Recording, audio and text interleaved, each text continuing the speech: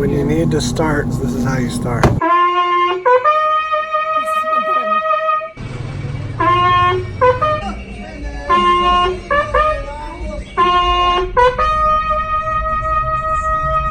Maletitas. Tenemos Coke.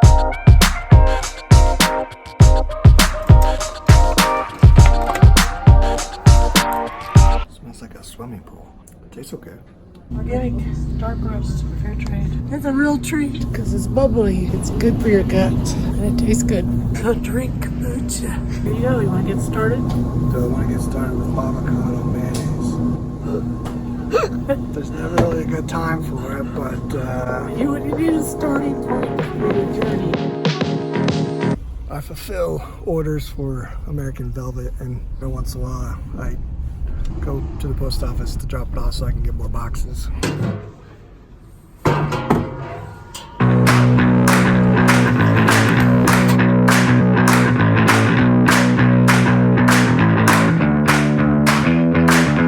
You may have heard the expression, life only gives you as much as you can handle. If you turn that around, whatever you have in life is what you can handle. So if your life isn't what you want, then it's because you can't handle anymore. Life doesn't always go how you think it will, but a lot of times I found that it goes exactly the way it would go when you don't live intentionally. If you don't explicitly have goals and want life to go a certain way, it's not going to just naturally go your way. Sure, bad things happen, lucky things happen, but you can really put things more in your favor by actively being more intentional about your life. What do you do when you really want to change the past, but you can't? You know, I hear those people who say, I don't regret what happened in the past because it's made me who I am today. No, I actually do regret. So, you were saying that your that landscaping, when you had your landscaping company, was like a form of art for you? It was. I did a lot of the design, and I didn't realize I was being artistic at the time until I looked back later and thought I knew how to put all those colors and things together and figure it out. I didn't know I had that ability until now. I just do my art. So what's your artistic output nowadays? I've been making a lot of pictures, a lot of paintings. I just keep practicing drawings and paintings, and people are starting to ask me to do things. I guess they must think it's sort of good.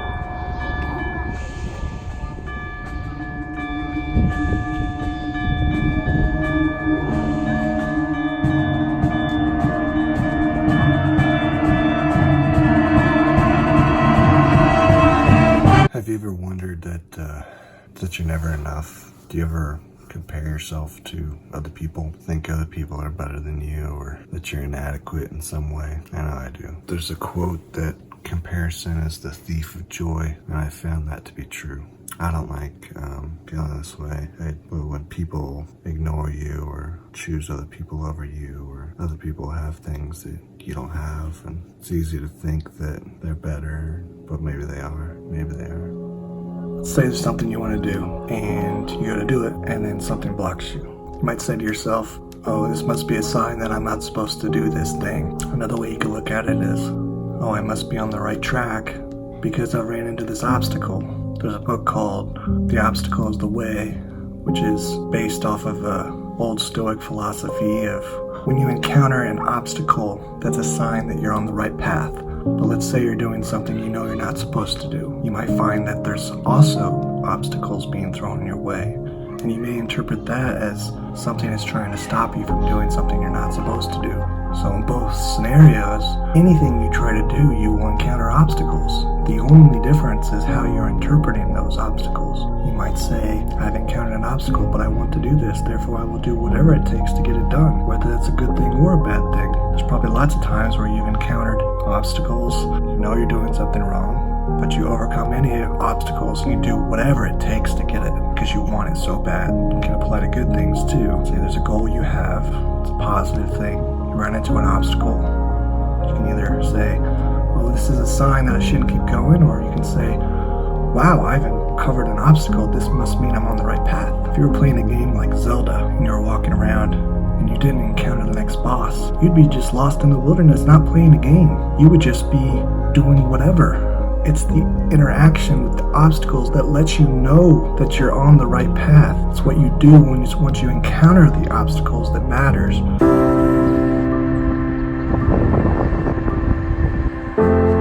So my dad one time said, what are you filming the trunk for? So that was $5. I thought it was going to be 15. So when? Are you swimming? You like swimming?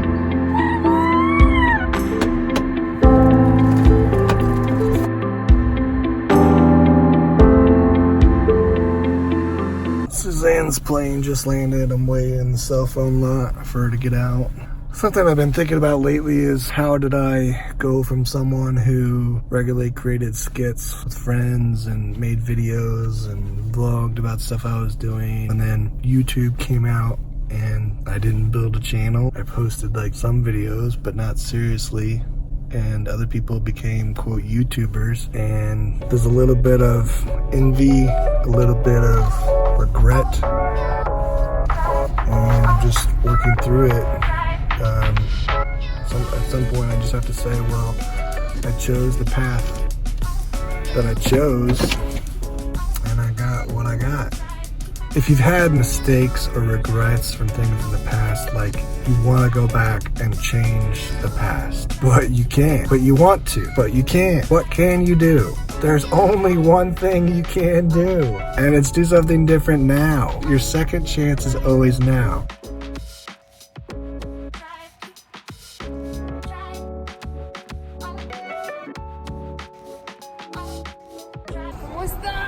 Muy bien. You too? Turn off.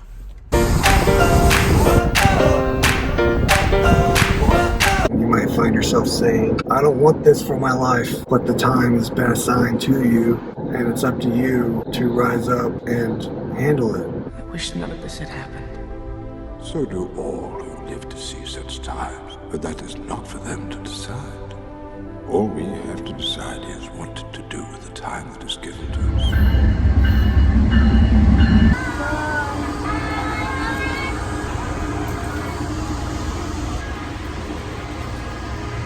So good looking.